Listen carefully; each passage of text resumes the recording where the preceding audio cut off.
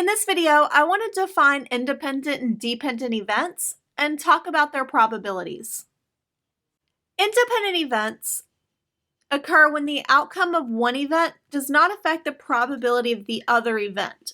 So I have two separate events that I'm looking at, and the outcome of one does not affect the results of the next.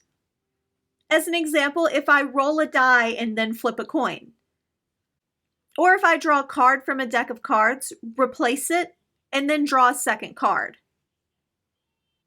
Another example, having a large shoe size and having a high IQ.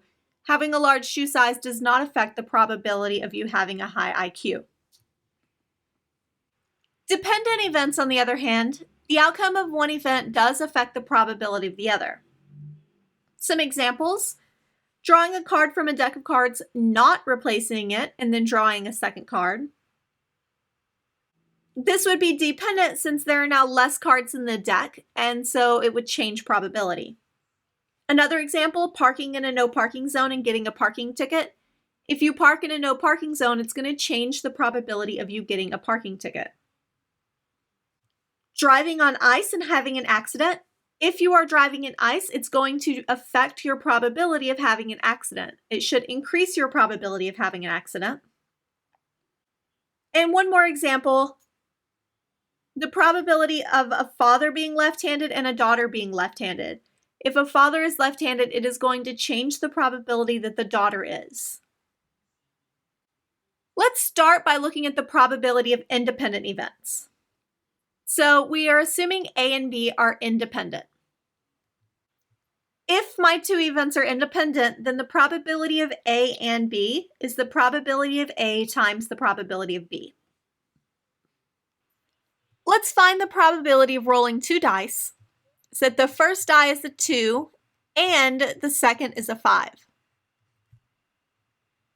Well, rolling two dice is going to be independent. What happens on the first dice does not affect what happens on the second.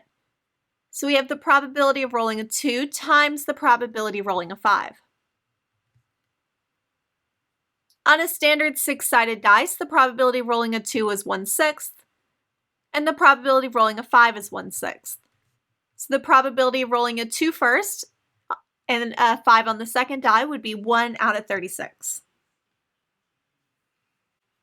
Now let's find the probability of drawing a spade. I'm going to use S to abbreviate spade. And then we're going to draw another spade with replacement. So we draw a card, determine if it's a spade or not, put it back in the deck, and then draw another card. Well, the chance of drawing a spade on my first card is 1/4 since there are 4 suits in a deck of cards evenly split. The same thing for the second. It's still going to be 1/4. So my chance would be 1 out of 16. Now let's look at dependent events. So let's assume A and B are dependent events. Then the probability of A and B is the probability of A times this thing here. And this means the probability of event B given that event A occurred. So let's look at some examples of this. I want to redo the problem I did previously, except for I changed one word. I want to find the probability of drawing a spade and then another spade without replacement. So once I draw the first card, I'm not going to replace it. Previously, I considered the probability of drawing a spade as 1/4, but this time I want to think of it as there being 13 spades out of a total of 52 cards. For my second probability, I've now removed one of the cards, so I have 51 cards. The second probability is the probability of event B given event A. So I assumed the first thing happened exactly the way I wanted it to. I removed a spade from the deck of cards. So now I have 12 spades left. And then I could multiply these to get the result. At a gathering of 10 men and 20 women, 2 door prizes are awarded. I want to find the probability that both are won by women if a person cannot win both prizes. So we want woman and woman. For the first prize, there are 20 women out of a total of 30 people.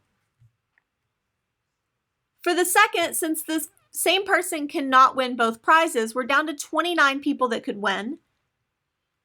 And since we assume a woman won the first time, we have 19 out of 29. And multiplying these would give our result. In a scientific study, there are 8 guinea pigs, 5 of which are pregnant.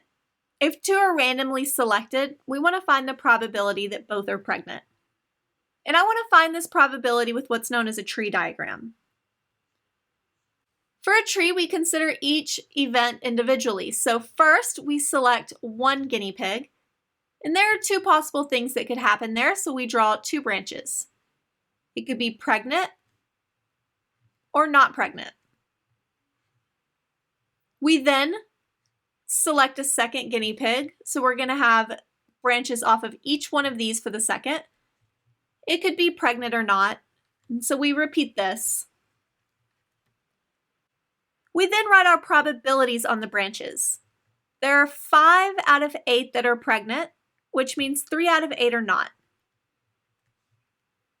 I've now removed one of the pregnant ones up here, so now there are 4 out of 7 pregnant, 3 out of 7 are not. Down here, I removed one of the not pregnant ones, so there are still 5 pregnant out of 7, and 2 that are not. So when we say both are pregnant, we just need to follow those branches and multiply the corresponding probabilities. 5 over 8 times 4 over 7, or 20 out of 56. Let's try this again, but this time we want the probability that none are pregnant. So we want the first one to not be pregnant and the second one. So now we multiply these probabilities.